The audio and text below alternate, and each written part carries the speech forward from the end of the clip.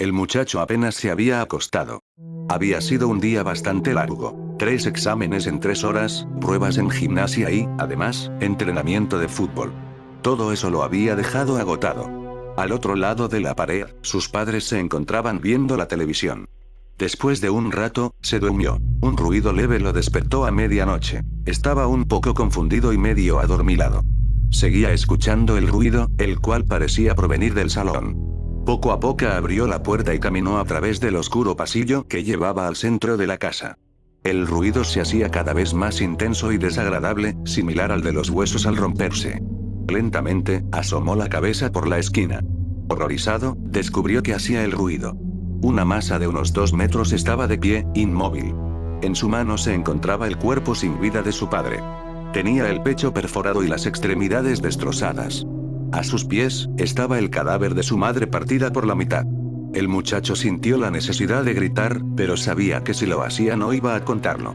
Intentando no hacer mucho ruido, el chico volvió a la habitación y se acostó de nuevo. Es todo un mal sueño, se decía a sí mismo. Mañana todo volverá a la normalidad. Aterrorizado, escuchó las fuertes pisadas del monstruo que acababa de asesinar a sus padres. Actuando por instinto, se tapó con la sábana y se hizo el dormido. Escuchaba cómo, poco a poco, esa cosa se acercaba. La tenue luz que ofrecía la luna le permitió ver lo que la figura hacía. Aquella cosa se quedó quieta al lado del mueble. Respiraba profunda y roncamente mientras miraba hacia la cama. El chico, haciendo un esfuerzo inhumano, contuvo sus ganas de gritar y de correr. Cuando la bestia, por un motivo u otro, salió de la habitación, el chico saltó de la cama y observó por la puerta cómo la masa de carne se alejaba y se dirigía al salón.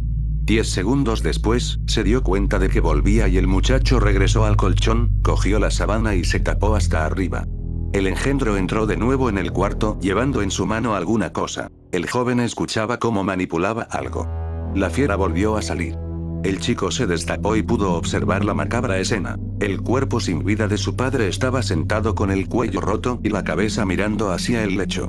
Otra vez, intentó no gritar. El monstruo volvió una segunda ocasión, ahora con el torso arrancado de la madre, el cual puso al lado del padre. También tenía la cabeza en dirección a la cama. La gigantesca figura se agachó y en ese momento el muchacho se arropó totalmente. Notó cómo la bestia se alzaba y se acercaba hacia él. Sentía su forzosa respiración y notó cómo escribía alguna cosa en la pared. El adolescente hacía lo que podía para no delatarse. Después de eso, el engendro salió de la habitación y desapareció en la oscuridad. Entre sollozos, el muchacho, aún tapado hasta la sien, consiguió conciliar el sueño. A la mañana siguiente se despertó por el fuerte olor que salía de los cadáveres de sus padres. Aún sin creerlo, recordó lo último que había hecho el asesino. Giró la cabeza y, horrorizado, pudo leer una frase escrita con sangre y rabia, que decía: Sé que estás despierto.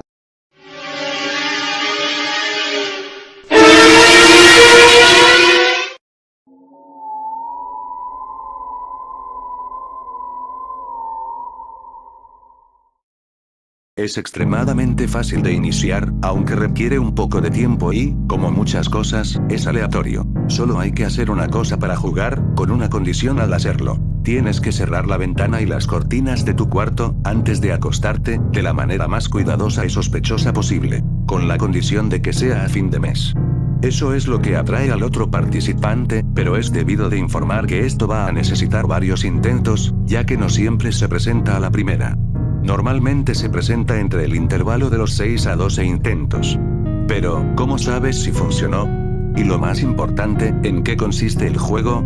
Sabrás si funcionó cuando el juego comience, y eso, amigos míos, será cuando te despiertes. Y no despertarás de forma natural, sino que estarás algo mareado o intranquilo y, de repente, oirás un golpecito en la ventana. Vas a empezar a escuchar golpes en la ventana, al principio serán lentos y suaves, pero poco a poco serán más fuertes y constantes. Tú, como la otra parte del juego, tienes que jugar, y lo que tienes que hacer es muy simple, debes fingir que estás dormido. Aquí es donde las cosas se ponen interesantes, porque hay varias cosas que delatan a alguien que no está dormido. Se mueve mucho, no se tapan totalmente la cabeza con las sábanas, y lo más importante de todo, uno no duerme con los ojos abiertos. Tienes que fingir estar dormido sin, en ningún momento, abrir los ojos. Mientras tanto, lo que hay al otro lado, va a seguir golpeando la ventana, hasta que habrá un punto en donde dejará de golpearla. Por nada del mundo te muevas. Ni pienses que se ha acabado, es una trampa. Siempre lo hace, te hace creer que ya se acabó, pero en realidad te quiere sorprender para que abras los ojos. El ente va a seguir tocando y golpeando la ventana, a cada instante, durante toda la noche. Habrá momentos en los que va a golpear tan fuerte que creerás que va a despertar a alguien, o va a romper la ventana. No sientas temor, estás protegido siempre que parezcas dormido. No pidas ayuda, nadie acudirá, está en tú y esa cosa. El juego dura toda la noche, hasta que amanezca, sabrás si has ganado cuando veas la luz del sol salir por tu ventana. Esto, mis queridos amigos, es un juego que lo hacen los más osados buscadores de experiencias, es un juego que se ha hecho tan popular, que se comenta constantemente. Yo tengo un amigo, que encontró un foro donde hablaban de esto y decían haber participado en el juego. En lo que todos concuerdan es que nadie sabe qué es lo que hay detrás de la ventana. Nadie sabe qué le pasa a los que pierden el juego. Si deja de golpear la ventana durante la noche, recuerda que es una trampa.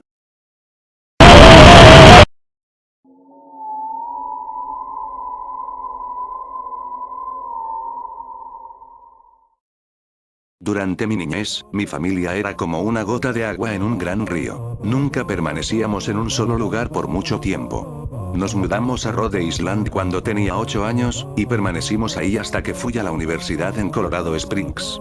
La mayoría de mis memorias son de cuando vivía en Rhode Island, pero hay fragmentos en mi mente de los muchos hogares en los que habité, cuando era mucho más joven. La mayoría de estas memorias son poco claras y sin sentido, como el perseguir a otro niño en el patio de una casa en Carolina del Norte, intentar construir una balsa detrás de un departamento en el que viví en Pensilvania, y cosas como esas. Pero hay un puñado de memorias que permanecen tan claras como el vidrio, como si hubiesen ocurrido ayer. Vivíamos en una casa en las afueras de la bulliciosa ciudad de New Vineyard, Maine. Era una casa grande, en especial para una familia de 3. Había una serie de cuartos que estaban totalmente desocupados, a los cuales no entré durante el tiempo en el que viví en esa casa.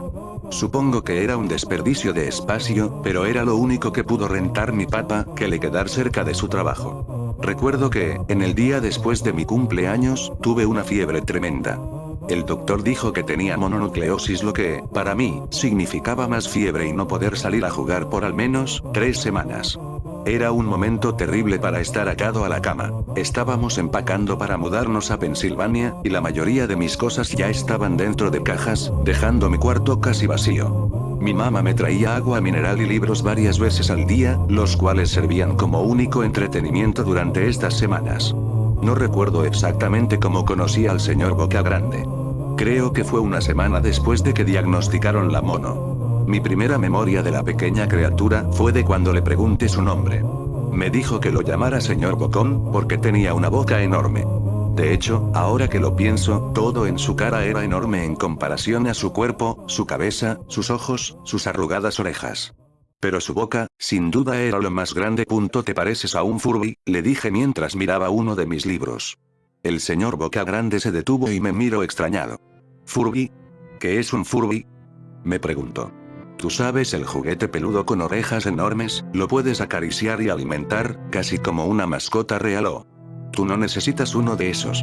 No es lo mismo que tener un amigo real. Recuerdo que el señor Boca Grande se desaparecía cada vez que mi mamá iba a mi cuarto a revisarme. Se ocultaba bajo mi cama y me decía, no quiero que tus papás me vean, tengo miedo de que ya no nos dejen jugar juntos. No hicimos mucho durante los primeros días. El señor Boca Grande solo veía mis libros, fascinado con las imágenes e historias. Por ahí del tercer o cuarta noches desde que lo conocí, me despertó con una gran sonrisa en su rostro. Vamos a jugar un nuevo juego, me dijo. Pero tenemos que esperar hasta después de que tu mamá venga, porque es un juego secreto. Después de que mi mamá me trajera más libros y refresco, a la hora de siempre, el señor Boca Grande se deslizó desde debajo de la cama y tomó mi mano. Tenemos que ir al cuarto que está al final del pasillo, me dijo. Me negué al principio, pero el señor Boca Grande insistió hasta que cedí. El cuarto en cuestión no tenía ni muebles ni tapiz.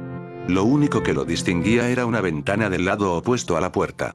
El señor Boca Grande corrió a través del cuarto, y le dio un firme empujón a la ventana, dejándola un poco abierta. Entonces, él me insistió en que mirara hacia el piso, afuera. Aunque estábamos en el segundo piso de la casa, la caída era más alta debido a que estábamos en una colina. Me gusta jugar a fingir aquí, me explicó el señor Bocagrande. Finjo que hay un suave y enorme trampolín allá abajo, y brinco. Si lo crees con todas tus fuerzas, vas a ver que rebotas hasta acá arriba, como una pelota. Quiero que lo intentes. Es muy alto, le dije. Pero eso es lo divertido. No sería tan divertido si fuera una caída corta. De ser así, mejor si rebotaras en un trampolín real. Recuerdo haber jugado con la idea, dejarme caer en el fresco aire, y rebotar en algo que mis ojos no podían ver. Pero el realista en mí prevaleció. Quizás en otra ocasión, le dije. No sé si tenga tanta imaginación. Podría lastimarme. La cara del señor Bocagrande se contorsionó con un gruñido, pero solo por un momento. Decepcionado, se metió debajo de mi cama, donde estuvo quieto el resto del día. La mañana siguiente el señor Bocagrande llegó con una pequeña caja. Quiero enseñarte malabares, me dijo.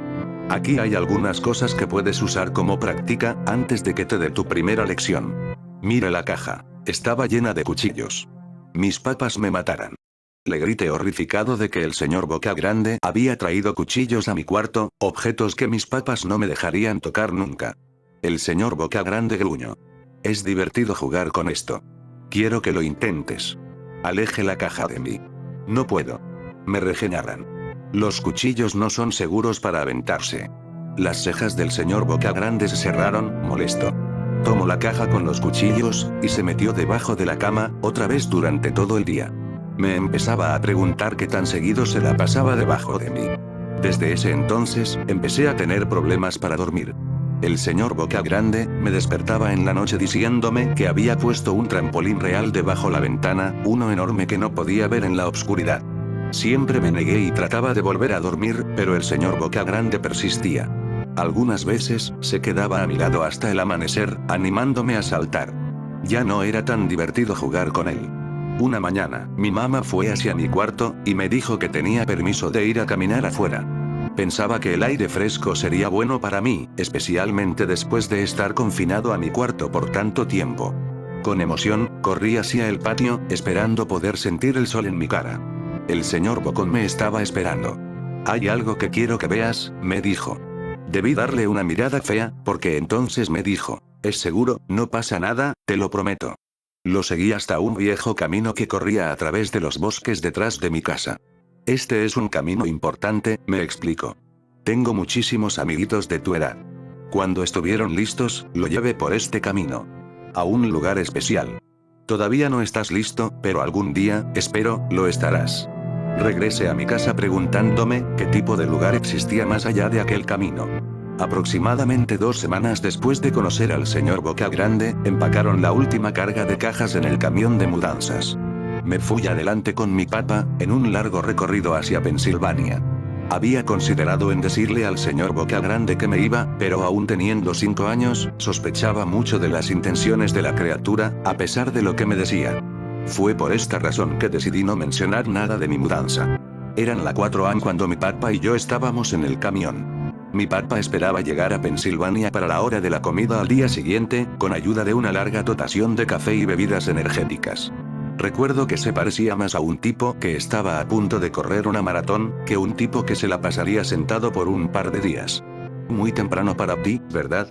Afirmé con mi cabeza, mientras la ponía en la ventana, esperando dormir un poco antes de que saliera el sol. Sentí la mano de mi papá en mi hombro. Esta será la última mudanza, lo prometo. Sé que es difícil para ti, especialmente estando con esa enfermedad. Una vez que obtenga mi promoción, podremos quedarnos en un solo lugar, y hacer amigos. Cuando el camión comenzó a moverse, vi la silueta del señor Bocagrande en la ventana de mi cuarto. Parado, inmóvil, se despidió lastimosamente con su mano. No me despedí. Años después, regresé a New Vineyard. El terreno donde se encontraba mi casa estaba vacío, a excepción de los cimientos.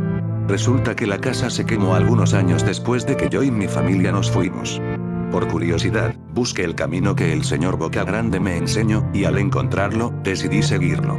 Una parte de mí esperaba que el señor Bocagrande saltara sobre mí de repente, y me espantara dándome un infarto, pero tenía la sensación de que el señor Bocagrande ya no se encontraba en ese lugar, como si de alguna manera él estuviese atado a la casa que ya no existe. El camino llevaba a uno de los cementerios de New Vineyard.